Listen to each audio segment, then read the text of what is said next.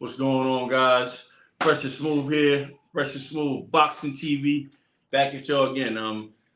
We getting ready to just jump into this big showdown we got going on in July. It's a big deal. A lot of people don't want to make anything in the smaller weight classes, but we're all here for it. And we got literally a monster on hands. And we're not just talking about the monster. And without further ado, let's jump right into it. We got Stephen Fulton, 21-0, 8 KOs versus Inoue, 24-0, 21 KOs, undefeated. Both undefeated. It's a big showdown. We're going to keep talking about it, too. Pass it over to Smooth so he can, get into it. Let's go.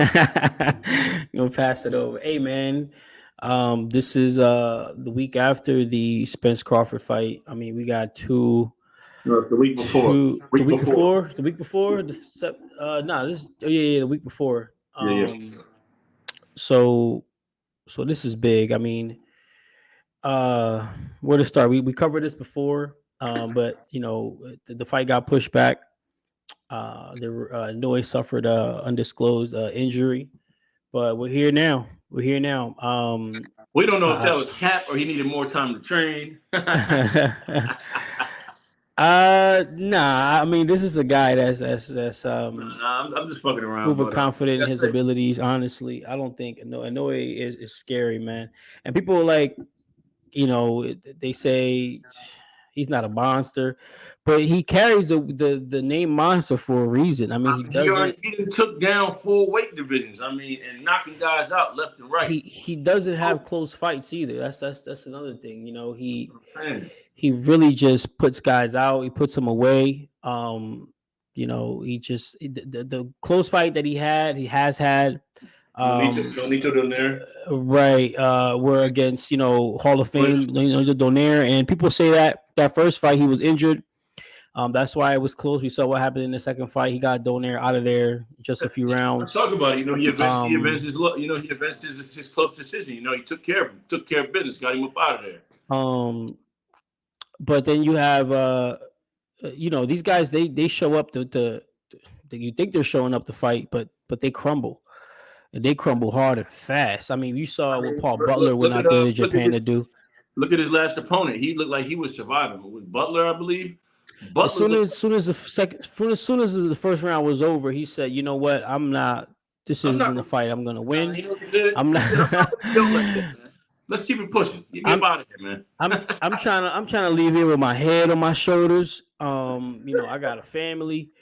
Let me see how I can get up. Let me see how I can get up out of here gracefully, and still not look like I threw it. Because I honestly, that knockdown, that body shot, and I'm pretty sure it was a hard body shot, but the way he laid down and didn't get back up, I'm just like, bro, listen, man, it's like this. He didn't want to fight no more. Some people want to fight, and some people come for the check.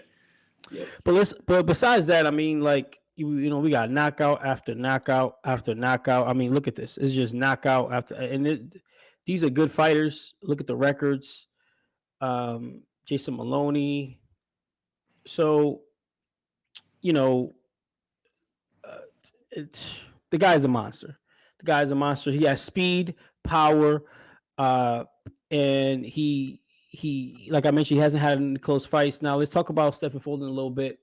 Mr. 100 billion himself, cool boy Stephen Fulton. I love Steph, man. I love his energy, what he brings. He's definitely a character out there. He doesn't shy away. He wants to be the best. He it's a lot to say because he's going into. Think about Cool Boy, like he said with his style. He's going into Japan to the arena. They're fighting 17,000 people, and 17,000 people there, all going to be Japanese. No, only people that's going to be black there is. Let me finish this monologue. Hold on. That's the only people that's going to be there of color. I promise you that. But besides that, Fulton said, look, it's going to be 99. He said, no. He said, in no way, never had somebody in the ring like me that can mix it up. I can bang, I can box. You know what I'm saying? So I'm all in for this one. I mean, and like I said, a lot of people don't give the lightweight, like the lower weight classes credit, and they don't even, like they don't, what's the word I'm looking for? Like they don't promote them. They don't want to give them no shine. But I'm here to say that this is going to be a fight that you don't want to miss. I mean, fight. It could be a boxing lesson. Not only that, because you don't even know what can happen in this fight, and that's the beauty of it. Am I tripping? We do not know. We do not know what can happen because Inoue can box. Inoue can box. He can bang. He got power. They recently released a small clip of him, I guess, knocking out sparring partners or whatever. He's mean. He's mean. He's really mean. But we know Kubo. Kubo has great defense when he wants to. He doesn't like to get hit. We saw his last fight. He was very smooth. Took care of his last opponent. Did you hear what he said about this? He said, listen, a lot of people, they call him a monster, but I don't really think he's a monster like that. Like he said something like that. He has to be confident, but not only that, but what I do want to say is that Stephen Fulton, going to Japan, like we mentioned, 99.7% of the people there are going to be Japanese. And his moniker is his. I just told you the only people that's gonna be black there is Fulton and his camp. The whole that side of the ring is the red or the blue corner. That's it. Right. We talk about fighters that don't even like to. They won't take a fight because it's in their opponent's hometown. Yeah, well, fuck a hometown. We're talking about 17,000 people. Waiting for you to get your head knocked off. Hold on. They've been doing better now. Like with the judging in Australia, like it had. Come on. I'm not worried. Hold on, I'm not worried about the judging and all of that. Like I'm just talking about the pressure. Talking about the pressure. If you really bout it like that, that ain't no pressure, man. Just go in there and do what you gotta do. There ain't no pressure. There ain't no pressure. You saw what Paul Butler did. Let me spin it. Like Floyd did. He'll go in your backyard and just taunt you. Like you got to use that as fuel. No, like this ain't. Use it as fire. No, you can't compare that. Floyd did not go to the UK to fight Ricky Hatton. He went to Atlantic City. I'm from there, man. No. I'm just saying.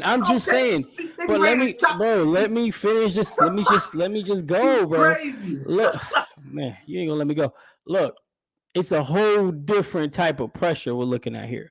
We're looking at a man going 17,000 Japanese people were ready for you to get your head knocked off.